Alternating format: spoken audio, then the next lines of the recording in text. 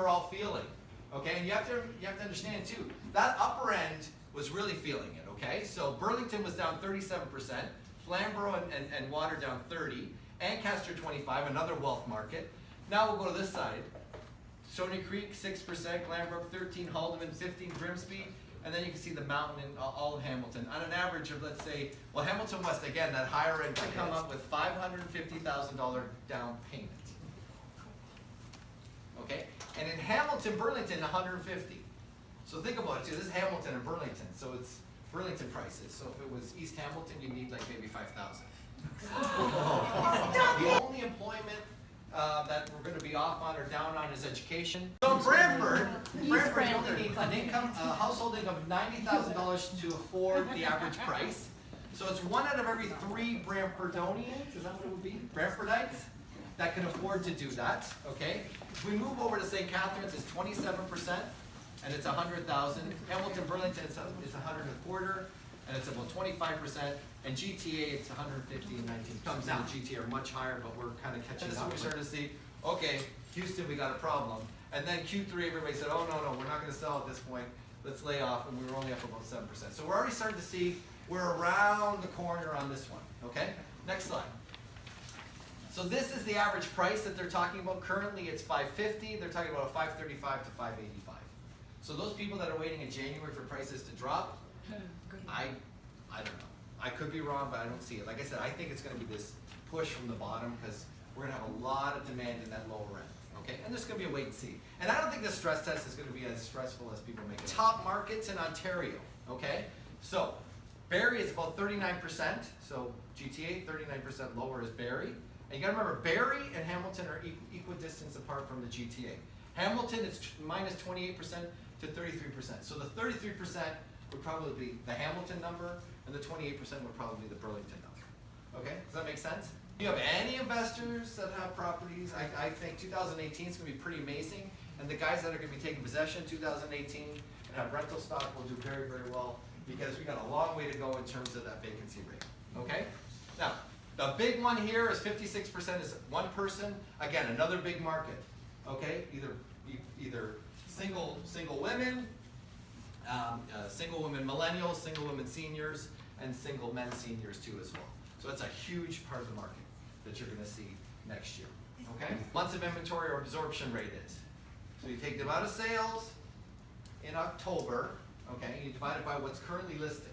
So if there are 100 sales in October and there's 300 properties, that means you got a 3-month supply. And that's what this number's all about. So what happened was, back in April, it was about a 1-month supply. As a matter of fact, there was days in April where it was like 0.6 of a month.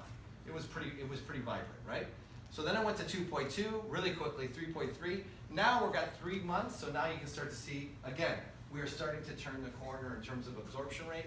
And I think that November's numbers will probably be at 2.7, 2.6, okay? We saw a really great November so far. Okay, when it says in the occupation section, you cannot just say retired, okay? You cannot just say self-employed. You're going to have to say exactly what they were retired from.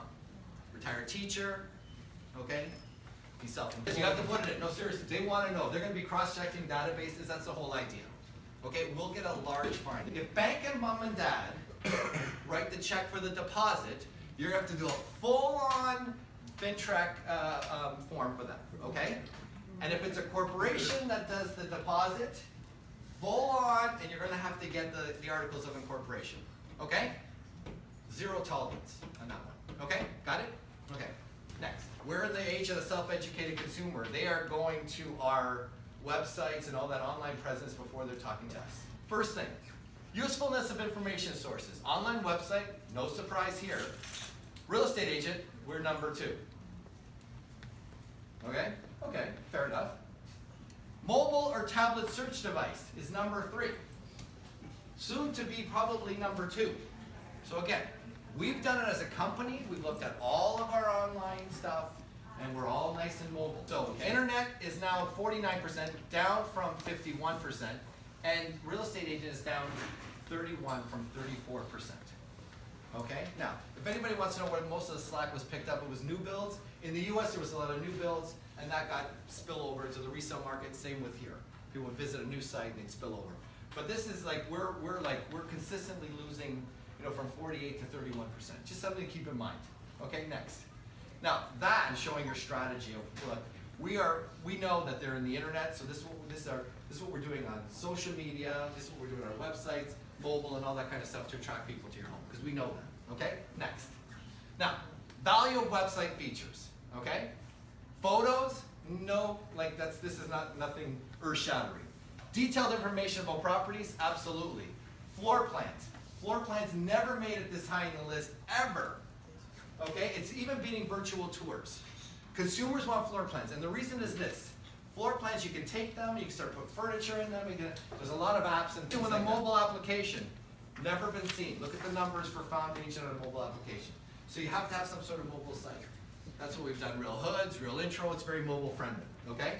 These are mobile search by first time and repeat buyers. Look at the numbers all on mobile. I cannot stress it enough, mobile, mobile, mobile, okay? Look at knowledge of the purchase process.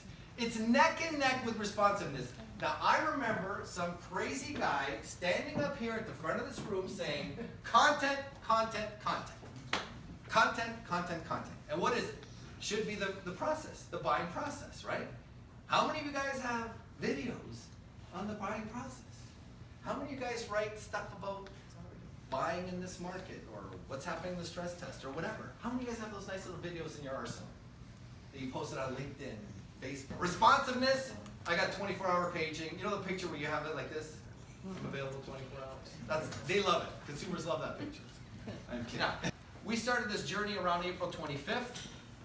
So the 1 million to 1.3 million, we're up 583% now since we started really promoting the upper end.